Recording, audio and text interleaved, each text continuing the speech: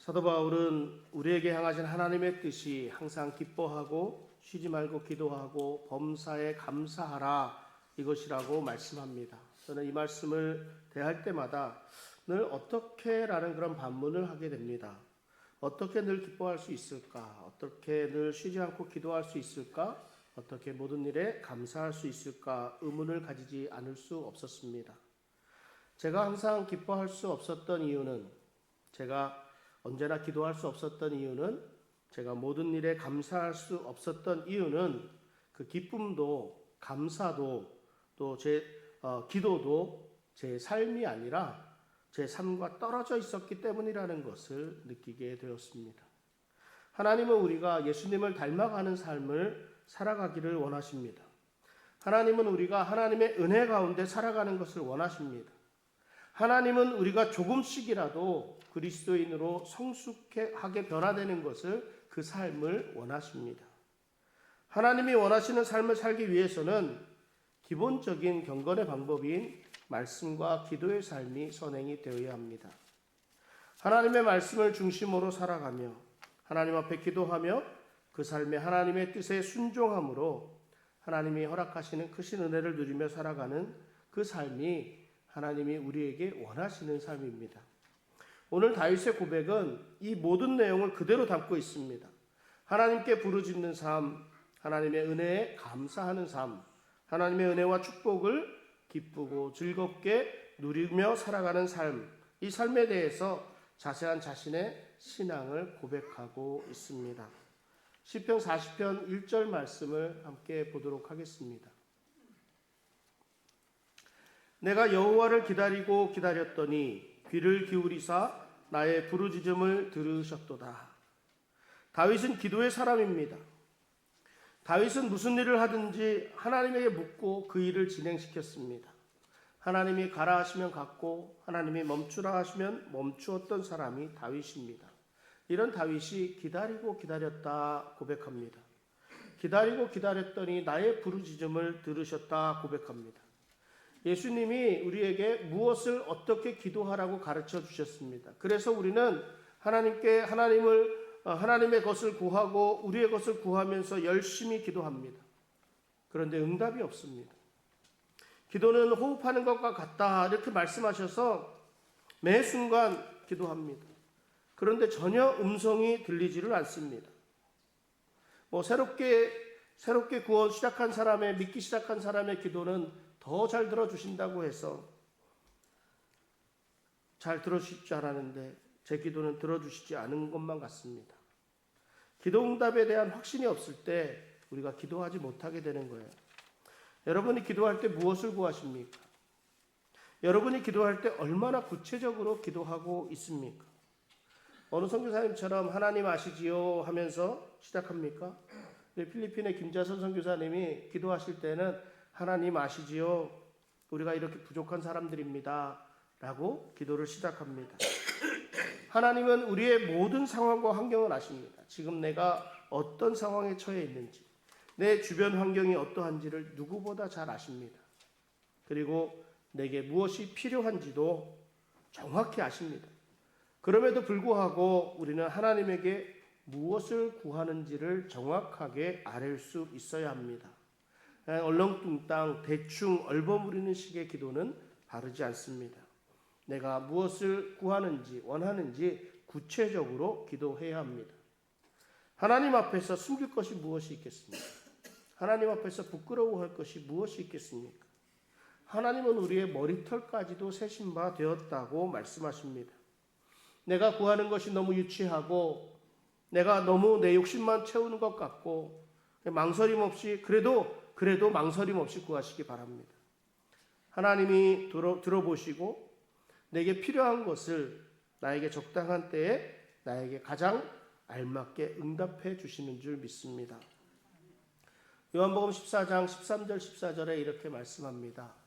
너희가 내 이름으로 무엇을 구하든지 내가 행하리니 이는 아버지로 하여금 아들로 말미암아 영광을 받으시게 하려 함이라. 내 이름으로 무엇이든지 내게 구하면 내가 행하리라. 예수님은 무엇이든지 구하라고 말씀하셨습니다. 내게 기쁘고 즐거운 일이 있으면 감사의 기도를 드립니다. 내게 슬픔과 불행이 있다면 하나님께 위로함을 구합니다. 나를 괴롭히는 죄의 문제를 솔직하게 하려면 하나님이 용서해 주십니다.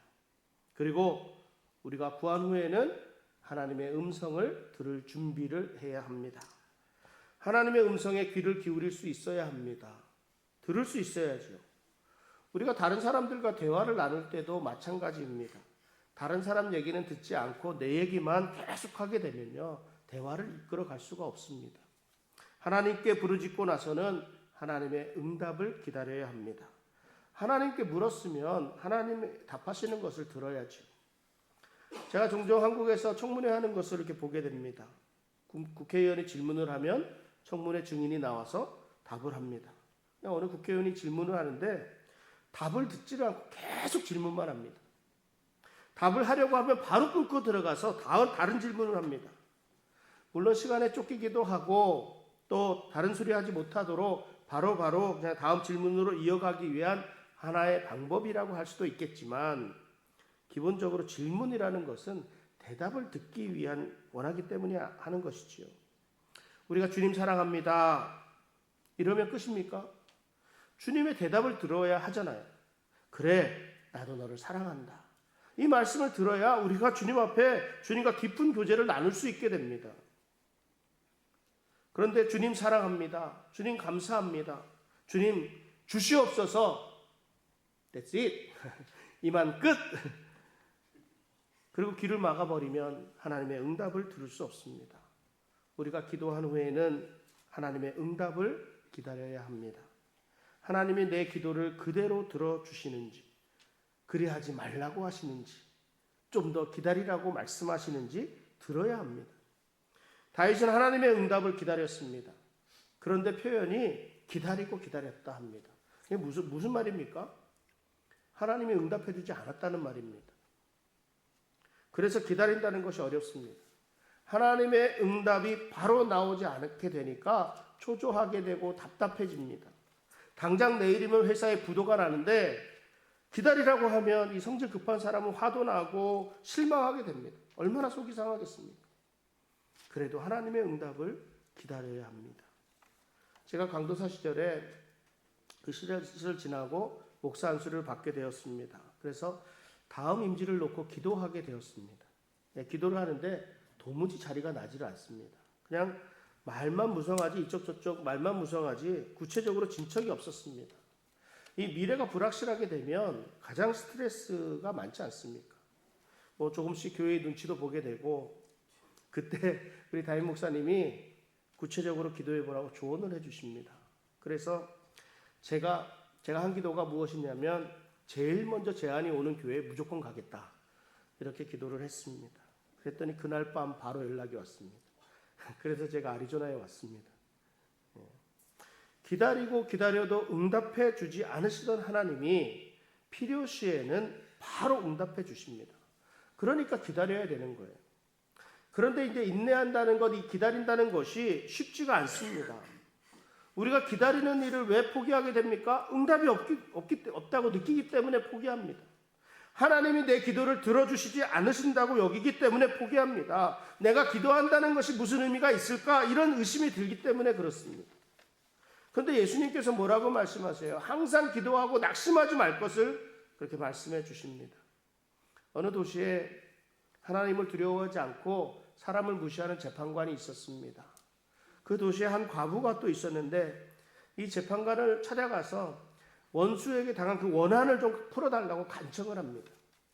재판관이 과부의 말을 듣지 않고 있습니다. 그러던 어느 날, 내가 하나님을 두려워하지도 아니하고 내가 이 사람을 무시하는 사람이지만 이 과부가 나를 번거롭게 하니까 내가 그 원한을 풀어줘야 되겠다, 이렇게 말씀을 합니다. 그렇지 않으면 이 과부가 늘 매일 와서 나를 괴롭게 하지 않겠느냐. 그리고 이어서 예수님이 기도하면서 낙심하지 말 것에 대한 말씀을 해주시는데요. 누가복음 18장 6절에서 7절 말씀입니다. 주께서 또 이르시되 불의한 재판장이 말한 것을 들으라. 하물며 하나님께서 그 밤낮 부르짖는 택하신 자들의 원한을 풀어주지 아니하시겠느냐. 그들에게 오래 참으시겠느냐? 하나님이 반드시 응답해 주십니다. 그러므로 인내하며 기다리라 말씀합니다. 그냥 기다리는 것이 아니라 계속해서 간절히 구해야 합니다. 하나님이 응답하실 때까지 쉬지 말고 기도해야 합니다. 야고보 사도는 뭐라 그랬습니까? 인내를 온전히 이루라고 말씀하면서 믿음으로 구하고 조금도 의심하지 말라고 권면합니다. 의심하는 사람은 주께 얻기를 생각하지 말라고까지 말씀을 합니다. 우리가 기다리지 못하는 또 이유는 이 기도를 하나님이 들어주시지 않은 의심이 들기 때문입니다. 이 기도가 너무 개인적인가? 내 정욕을 위한 기도인가? 하나님의 뜻에 반하는 기도인가? 그래도 멈추지 말고 계속 기도해야 합니다. 왜요? 그건 하나님이 구별해 주십니다. 잘못된 기도에 하나님이 바로 잡아서 응답해 주십니다. 하나님은 하나님을 기뻐하며 하나님께 의뢰하는 우리의 기도를 기뻐하시는 하나님이십니다. 다윗은 하나님의 도우심을 기다리며 인내하며 부르짖어 기도하였습니다. 그랬더니 하나님의 그 기도를 들어주셨습니다. 본문 2절 말씀입니다. 나를 기가 막힐 웅덩이와 수렁에서 끌어올리시고 내 발을 반석 위에 두사 내 걸음을 견고하게 하셨도다. 하나님이 다윗을 웅덩이와 수렁에서 끌어올리셨습니다. 다윗의 부르짖음에 하나님이 응답해 주셨습니다. 기도하며 기다렸더니 하나님이 응답해 주셨습니다.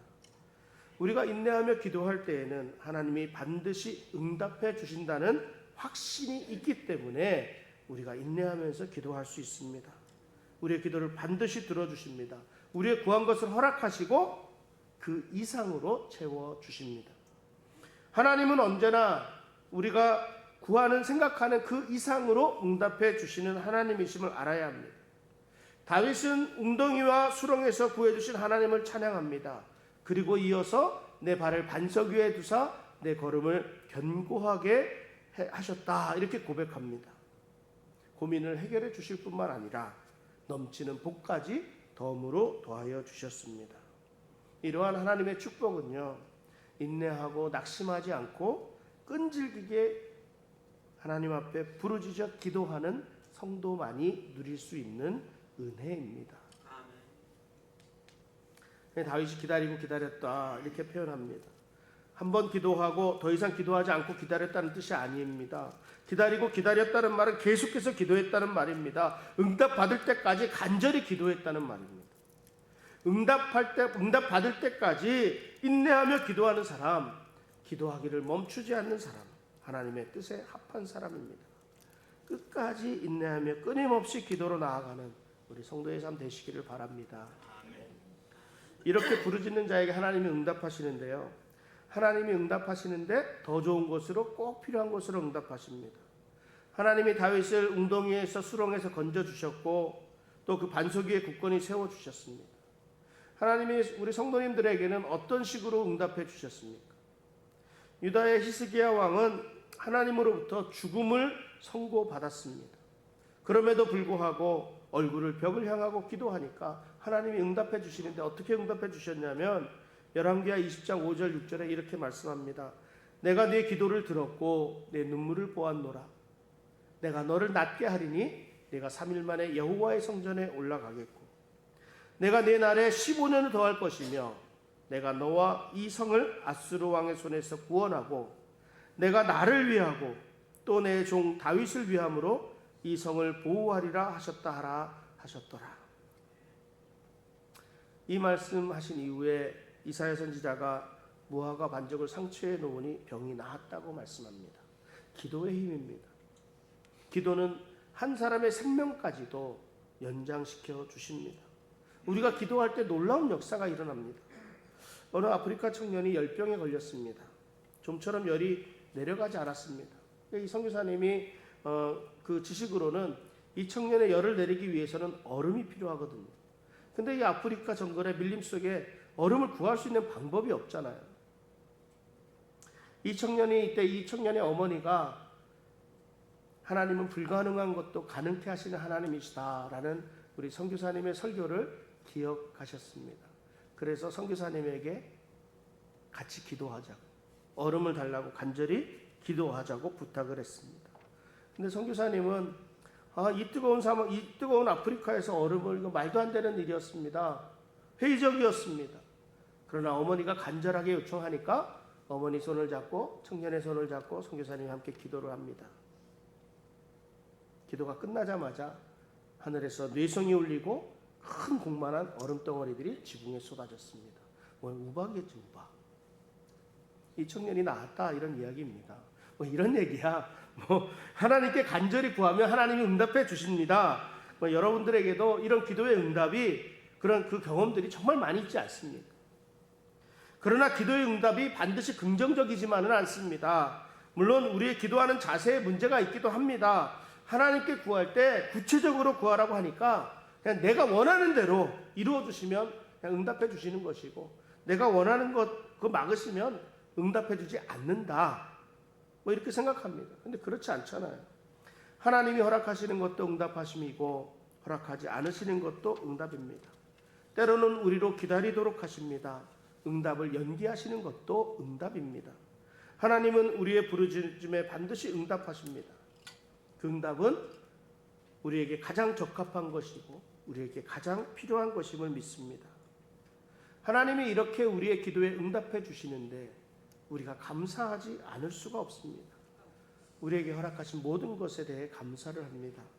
오늘 본문 4절을 보면 여호와를 의지하고 교만한 자와 거짓에 치우치는 자를 돌아보지 아니하는 자는 복이 있도다. 우리의 기도에 반드시 응답하시는 하나님이시기에 우리가 전적으로 하나님을 의지할 수 있습니다. 우리가 하나님을 의지하는 것, 다윗은 이것을 복이라 말씀합니다. 복이라. 다윗은 완전히 뒤바뀐 삶의 모습을 설명합니다. 한때 불행했던 자신의 과거, 그걸 다 지워버리고 알 수도 없고 셀 수도 없는 하나님의 풍성한 은혜의 그런 그 복에 대해서 감사합니다. 5절을 보니까 여호와 나의 하나님이여 주께서 행하신 기적이 많고 우리를 향하신 주의 생각도 많아 누구도 주와 견줄 수가 없나이다. 내가 널리 알려 말하고자 하나 너무 많아 그 수를 셀 수도 없나이다. 이 주께서 행하신 기적이 이렇게 많습니다. 우리를 향하신 주의 생각도 많습니다. 내가 무엇이건대 주님이 나를 생각하시고, 내가 무엇이건대 주님이 나를 사랑하시고, 내가 무엇이건대 주님이 나를 위해 이렇게 많은 기적을 베풀어 주시는지요. 감사할 뿐입니다. 그러니까 우리 삶에서 일어나는 모든 일에 대해서 감사하지 않을 수 없습니다. 좋은 일이 있으면 당연히 감사하고, 좋지 않은 일이 있어도 감사합니다. 길을 가다 접촉사고가 납니다. 그래도 감사합니다. 내가 다치지 않은 것만으로도 감사합니다. 차를 고칠 수 있을 정도로 가벼운 접촉사고임에 감사합니다. 내 몸에 아무런 이상이 없는 것도 감사하고, 혹이나 질병이 있어도 빨리 발견하게 하신 것임에 감사합니다. 이 범사에 감사라는 하나님의 뜻에 합한 삶이 바로 이런 삶이 아니겠습니까? 하나님이 우리에게 허락하신 모든 것에 감사하며 살아가는 성도의 삶이 되시기를 바랍니다. 우리가 이렇게 감사할 수 있는 것은요, 이것이 우리의 기도의 응답임을 알기 때문입니다. 그러니까 감사의 제목이 늘어나면 늘어날수록 우리의 기도에 더욱 힘이 생기게 됩니다. 그러므로 날마다 쉬지 않고 또 기도하게 됩니다. 하나님이 그 기도에 응답해 주시니까 또 감사하게 됩니다. 이렇게 하나님의 은혜와 축복 속에서 살아가는 복받은 사람의 이런 삶이 즐겁지 않습니까? 다윗이 하나님께 이렇게 담대하게 기도드릴 수 있는 것은 다윗이 하나님을 항상 기뻐하고 있기 때문입니다. 하나님이 다윗의 힘이 되어 주심을 알고 있기 때문입니다. 언제나 함께 하시는 하나님과 함께함이 즐거움이라는 그것을 알고 있기 때문입니다. 그래서 오늘 본문 8절에 이렇게 말씀합니다. 나의 하나님이여 내가 주의 뜻 행하기를 즐기오니 주의 법이 나의 심중에 있나이다 하였나이다. 주님을 정말로 사랑하는 사람들은요, 주의 일을 하는 것 자체가 즐겁습니다. 내가 사랑하는 사람을 위한 짐이라면 아무리 무거운 짐이라도 그 짐을 옮기는 것이 즐겁습니다. 내가 주님을 사랑하기 때문에 주님께서 나에게 맡겨주신 일이 즐겁습니다. 그래서 주님을 위한 일에 기꺼이 즐거운 마음으로 기쁘게 참여합니다. 다윗이 주의 뜻 행하기를 즐거워하는데 거기서 두 가지 이유를 찾아볼 수 있습니다. 먼저는 주의 법이 마음속에 있기 때문이다. 우리 마음속에 주의 법이 항상 있으면 주의 뜻을 올바르게 깨닫게 되고 지킬 수 있습니다. 하나님이 우리에게 원하시는 뜻을 바르게 알게 되니까 그 말씀대로 사는 삶이 즐거울 수밖에 없습니다. 또한 주를 찾는 자는 다 주로 즐거워한다 이렇게 말씀합니다. 오늘 40편 16절에 보면 주를 찾는 자는 다 주 안에서 즐거워하고 기뻐하게 하시며 주의 구원을 사랑하는 자는 항상 말하기를 여호와는 위대하시다 하게 하소서. 주님이 즐겁습니까? 여러분 주님이 사랑스럽습니까? 여러분 주님을 사모합니까? 이런 사람들이라면 주님의 뜻을 따르지 않을 수가 없습니다. 어떻게 사랑하고 존경하는 사람의 말을 거역할 수 있겠습니까? 사랑이 넘치는 공동체에는요, 부정적인 말이 나올 수가 없습니다. 사랑하는 사람들 사이에서요, 아니야, 안 돼, 싫어, 이런 부정적인 말이 없습니다. 왜냐하면 다른 사람들의 의견을 충분히 존중하는 제안을 하게 되고 또 사랑하는 사람의 말을 충분히 존중해 주기 때문에 그렇습니다. 주님 사랑합니다. 이 고백하는 분은 주님의 말씀에 기쁨으로 순종합니다. 그렇지 않고 하나님의 말씀이 좀 부담스럽고 내 생각 그리고 내 감정과 맞지 않고 교회 안에서 맡겨진 일에 실증이 나고 뭐 이렇게 된다면 우린 주님과의 관계를 다시 한번 회복하는데 최선을 다해야 됩니다. 주님을 향한 사랑이 뜨겁게 일어날 때 주의 뜻을 따라서 행하게 되어 있습니다. 그러므로 날마다 하나님의 말씀을 묵상하고 하나님의 말씀을 바르게 깨달아서 알아 그 말씀에 순종함으로 즐거이 주님을 따르는 복된 성도의 삶 되시기를 바랍니다. 다윗이 하나님 앞에 이렇게 담대하게 설 수 있는 데는 이유가 있습니다. 다윗이 의의 기쁜 소식을 전하였기 때문이다 말씀합니다. 9절 보면은 내가 많은 회중 가운데에서 의의 기쁜 소식을 전하였나이다. 여호와여 내가 내 입술을 닫지 아니할 줄을 주께서 아시나이다. 의의 기쁜 소식이 무엇입니까? 복음이잖아요. 복음. 다윗은 복음을 전하는 사람이었습니다. 그것도 많은 회중 앞에서 많은 회중 가운데서 전하였습니다. 우리는 때를 얻든지 못 얻든지 복음을 전해야 할 사명을 받았습니다. 그런데 사명에 충성하지 못하고 복음을 전하지 못하고 있으니까 하나님 앞에 늘 부끄러울 수밖에 없는 거예요. 복음을 전하지 못하니까 하나님한테 담대하게 요청하기도 부끄러운 것이죠. 기도가 안 되는 거예요. 그러니까 기독교 신앙은 고백의 신앙이라 할 수 있습니다. 우리는 모일 때마다 전능하사 천지를 만드신 하나님 아버지를 내가 믿사오며 고백합니다. 우리는 기도할 때마다 하나님 사랑합니다. 하나님 믿습니다. 고백합니다. 그러니까 전도는 뭐예요? 내가 믿는 예수 그리스도의 구원의 복음을 다른 사람에게 전하는 겁니다. 사람이 많은 곳에서도 전하고 만나는 사람들에게도 전하고 누가 들을 수 있을지는 모르겠지만 기회가 될 때마다 내가 만난 예수님을 전하는 것이 전도입니다. 내가 믿는 예수님을 전하는 것이 전도입니다. 나의 힘의 근원이 되시는 예수님을 전하는 겁니다. 그러니까 나 혼자만 잘 먹고 잘 사는 것이 아니라 함께 잘 살아야죠. 나만 천국 가서 되는 것이 아닙니다. 함께 가야지요. 다윗은 이를 위해서 내 입술을 닫지 않는다 이렇게 고백합니다. 기도의 입을 닫지 말아야 합니다. 우리의 찬송의 입을 닫지 말아야 합니다. 복음을 전하는 입을 닫지 말아야 합니다. 다윗의 마지막 고백은 이런 하나님과의 관계를 분명히 하고 있습니다. 우리 같이 한번 읽어볼까요? 시편 40편 17절 말씀입니다. 나는 가난하고 궁핍하오나 주께서는 나를 생각하시오니 주는 나의 도움이시요 나를 건지시는 이시라. 나의 하나님이여 지체하지 마소서. 다윗이 하나님께 지체하지 말라고 빨리 응답해달라고 기도합니다. 어떤 사람이 이렇게 하나님께 요청할 수 있을까? 어떻게 감히 지체하지 말라고 빨리 응답해달라고 재촉할 수 있겠습니까?